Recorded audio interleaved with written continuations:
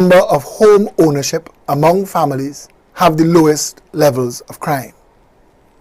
Trinidad and Tobago has massive poverty, runaway crime, and an economy that makes no sense to anyone looking in from outside. We also suffer from the impact of corruption and narco-trafficking dollars being hidden in real estate, driving the prices up and drying up the supply.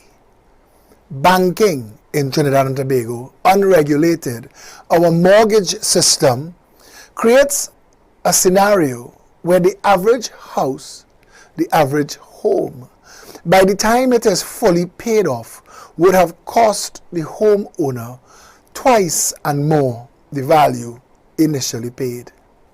The government can impact home ownership, redevelop the family, end crime, and take Trinidad and Tobago to first world status simply by securing the nation's borders to end the drug trade and stuffing the containers on the port again to end the drug trade, to create a property tax system that calls for 0% tax on primary dwellings, a 5% tax on secondary homes, a 10% tax on third homes, 15% on fourth homes, and escalating until by the 10th house that you own is so onerous in taxes to keep that you have no choice but to sell it or pay full value of that house to the state every year.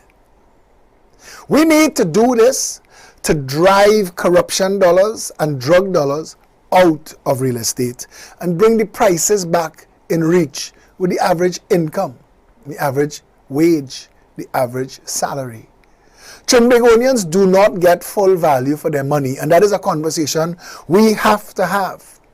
But when we're talking housing, to get the average person into their own home, it is a right and a privilege of the state to be able to offer to these people zero deposit, zero interest for up to 30 years on up to homes valued up to $1.5 million.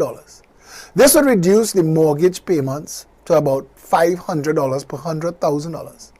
And if we remove the duties and the VATs and all of the taxes on all of the building materials and open the market to competition to drive the prices down, the cost of building the average 1,200 square foot starter home will not exceed $100,000. And with $500 a month as a mortgage payment, even minimum wage earners would be able to afford their own home. The numbers say that in countries where families own their own homes, crime is at its lowest. The Progressive Empowerment Party is very sure, in fact, we're certain, that of all the policies that we build our 21 policies on, home ownership is the most important of all the important ones. We propose zero deposit, zero interest for up to 30 years on homes up to $1.5 million. Normal bank lending criteria apply.